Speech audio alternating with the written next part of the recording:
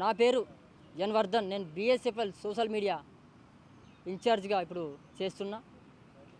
So మనకి CM Revanth Reddy గారు రీసెంట్గానే ఒక ప్రకటన చేసిండు. 22 స్కూళ్ళు ఇక ఉండవు, 4000 స్కూళ్ళకే పరిమితం, అంటే 4000 స్కూళ్ళే ఉంటాయి ఇక తెలంగాణలో అనేటువంటి ఒక వ్యాఖ్యలు చేసిండు.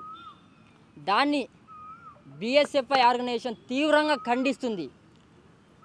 అలాగే మీరు ఈ యొక్క వ్యాఖ్యలు గనక వెనక్కి తీసుకోకపోతే మేము దీని మీద ఉద్యమమే చేస్తామని ఈ సందర్భంగా తెలియజేస్తున్నాం. సో మిత్రులారా, ఇది ఎంత పెద్ద కుట్ర అంటే 22 స్కూళ్ళు మూసివేయడం అంటే ప్రభుత్వ ఉద్యోగుల మీద, వాళ్ళ భవిష్యత్తు మీద చెలగాటం ఆడడమే. 22 స్కూళ్ళు ఇలా మూసివేస్తున్నారంటే మరి వాళ్ళ ఉద్యోగుల పరిస్థితి ఏం కావాలి? వాళ్ళు ఎక్కడ రోడ్డు మీద పడేటువంటి పరిస్థితి. అందుకే ఉద్యోగులను, ఇలా తెలంగాణ రాష్ట్రంలో ఉన్నటువంటి ఉద్యోగులను, విద్యార్థులను, నిరుద్యోగులను అందరం బిఎస్ఎఫ్ఐ ఆధ్వర్యంలో ఏకం చేస్తాం.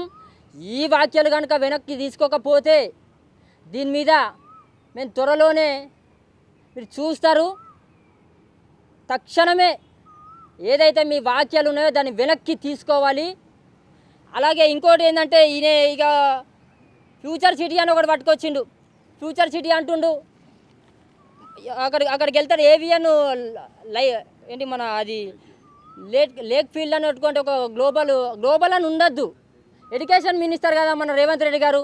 గ్లోబలు లేకపోతే ఇక్కడ ఇటువంటి ఉండద్దు, టోకలు ఉండద్దు అని మీకు తెలియదా? సుప్రీంకోర్టు ఏం ఆర్డర్ ఇచ్చింది చూసుకోలేరా?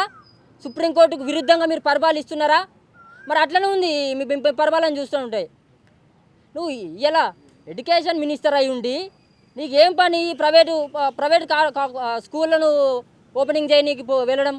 అయితే తెలంగాణ ప్రజలకి నువ్వేం ఉదాహరణ ఇస్తున్నావు? దేనికి సంకేతం అది?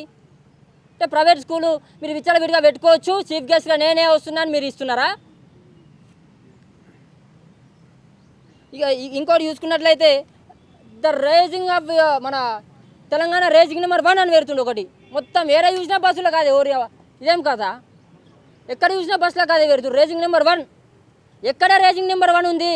27,000 పోస్టులు ఇవాళ ఖాళీగా ఉన్నాయి, 5,000 పోస్టులు అంటున్నావు. ఇదా రేజింగ్ నెంబర్ 1 తెలంగాణ? విచ్చలవిడిగా ఎక్కడికక్కడ దందా నడుపుతున్నారు ఇలా తెలంగాణలో. ఇదా రేజింగ్ నెంబర్ 1? అది ఏంటంటే మన ఇదొకటి నేషనల్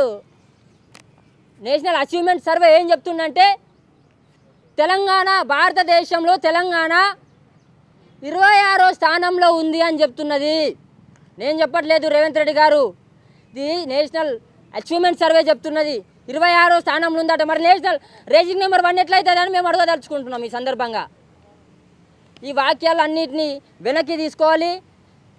ఈ సందర్భంగా కాంగ్రెస్ మిత్రులకి, కాంగ్రెస్లో ఉన్న బహుజనులకి నేను ఒకటి ఏం తెలియదలుచుకున్నా అంటే, మిత్రులారా, దగ్గరుండి కాంగ్రెస్ని కావచ్చు, ఇలా రేవంత్ రెడ్డి గారి ఆయన రాజకీయ భవిష్యత్తు కావచ్చు, ఆయననే అంతం చేసుకుంటుండు దగ్గరుండి. ఎవరెవరో బొమ్మలు పెడతాడు ఇక్కడ వచ్చి.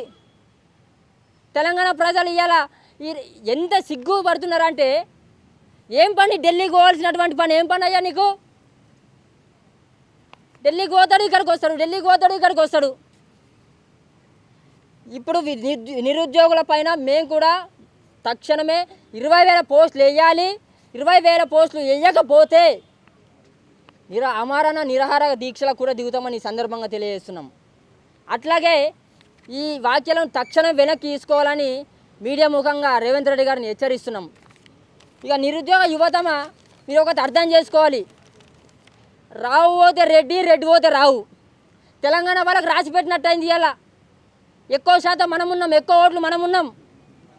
మనం తలుచుకుంటే తెలంగాణలో వచ్చింది విద్యార్థి యువతమ. ఇలా ఉద్యోగులు లేవని రోడ్ల మీదకి ఎక్కుతున్నాం. ఆ రోడ్ల మీదకి ఎక్కదంటే ఈ దొంగలను ఫస్ట్ తెలంగాణ నుంచి రాజకీయంగా తరిమి కొట్టాల్సినటువంటి అవసరం ఉంది మిత్రులారా. సో ఈ సందర్భంగా నేను నిరుద్యోగులకు ఒక పాట రూపంలో తెలియజేస్తున్నా. రావాలే యువత మార్పుని తేవాలే గనుక, నిరుద్యోగ యువత నువ్వు నిరాశ చెందకుమా, ఈ తెలంగాణ సాధనలో నీ తెగువే ఉన్నదట, మాకెందుకు అనుకుంటే తప్పదిగా బానిసత్వమట, తెలంగాణ వద్దన్న ద్రోహులే మంత్రులయ్యి కూసుంటారట, రావాలే యువత మార్పుని తేవాలే గనుక, ఈ రాజకీయంలోన దొంగలను తరమాలే గనుక, చదువుకున్న యువత రేపటి మార్గం నువ్వేనంట, ఈ సమాజంలో మనపై జరిగే కుట్రలను చెప్పాలంట, ఆ కుట్రలను పసిగట్టే వాళ్ళను ఏకం చెయ్యాలంట, ప్రశ్నించే గొంతులు ఒక్కటై బహుజన రాజ్యం తేవాలంట, రావాలే యువత రాజ్యము తేవాలే గనుక అని నేను ఈ సందర్భంగా నిరుద్యోగులకి విద్యార్థులకి తెలియజేస్తూ నాకు ఈ అవకాశం ఇచ్చినటువంటి మీడియా మిత్రులందరికీ మరొకసారి ధన్యవాదాలు తెలుపుతున్నాను.